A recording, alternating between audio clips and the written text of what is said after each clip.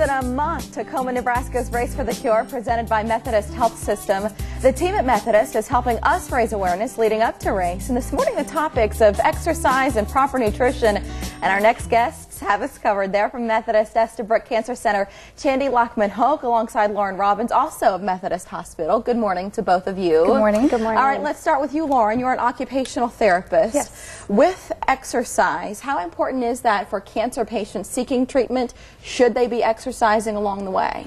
Well, we always encourage our patients to consult with their physician prior to starting any exercise regimen. But there are a number of benefits to physical exercise, including strength, flexibility, cardiovascular health, improved sleep, pain, improved self-image, mood, quality of life, things like that. Look at this list of reasons why you should exercise, but it's one of those: you're drained, your energy level is already low, you're sort of going through treatment. It's got to be hard to find the motivation to go exercise. Yes, and we do understand that there is a delicate balance between that. Going through treatment can kind of suck that life out of you, but exercise has proven to increase our energy and our endurance during those treatments. And you've got a great physical wellness class at Methodist. Tell us about it. Well, we offer 3 different classes: aerobics, Pilates, as well as strength training. Aerobics focuses on cardiovascular health. It combines interval training with dance movements. Strength training targets very specific muscular groups and strengthening those, and to improve our flexibility, range of motion, and bone density, which is very important for our cancer patients. Is prior exercise needed for some of those? I'm thinking about the dance part of it, especially for some women. They might be intimidated by that. Absolutely not. No prior experience is necessary. We encourage all different levels of exercisers to come and join us. And even people not seeking cancer treatment are welcome in some of these classes? Yes, absolutely. So maybe bring your sister along if you're the one going through treatment. That it's would nice be to do a that fantastic together. idea. It's a support system. It's building relationships. The ladies that go are just a really great group of ladies. And you said it, consult your physician first. We want to emphasize that. Registration is required for $30. You get that 6-week session, and you see the phone number there on the screen. So that's the best way to get registered. Now, Chandy, let's talk about nutrition. You are a registered dietitian. How important is proper nutrition in the whole treatment process? I like to think of it as there's 3 different phases. Most of the time you have a diagnosis of cancer, so they're coming up with your treatment plan. So whether that's chemo, radiation, surgery, combination, usually it's a pretty finite period of time. But there are a couple weeks where you can actually make a difference. Those are the times that you want to start planning. What do I have in my kitchen? Who's available to help me if I'm not feeling up to cooking meals? Do I have some pretty quick convenience-based things that I can use? Then as you merge into more of that treatment phase, the focus really shifts to, okay, how do I stay hydrated? That is absolutely key. And then how do I maintain my weight? And then based off those, then we can do a number of different things. Sometimes people experience side effects or symptoms that really impact their ability to eat, absorb nutrition.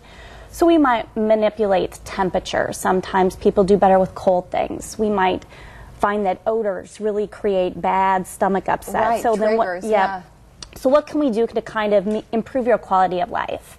So after that's all done, then it's the last phase, the survivorship phase. And I think that's probably my favorite phase, because after you've kind of had a chance to recoup and heal, this is absolutely the most critical time to make the biggest impact on your life. There is a ton of research out there that looks at survivorship in food and nutrition and physical activity and all of our lifestyle choices that we make. And if we can make good choices, we can actually have some really good health outcomes. And it's really, how do I take hold of that? Focus on nutrition is something you do at Methodist. Yes. Tell us about it. That's exactly, that's that passion. That's that program. I know you can tell she loves her job, right? Yeah. That's after everything's said and done, we have it set up so you can do it in classes, about 6 weeks, and it's usually just because of the conversation to go over all that information. Otherwise, you can meet individually. And really, when you meet as an individual, it's really tailored to you. And some of the things you might learn are, you know, what's a healthy portion? How do I do this when I dine out?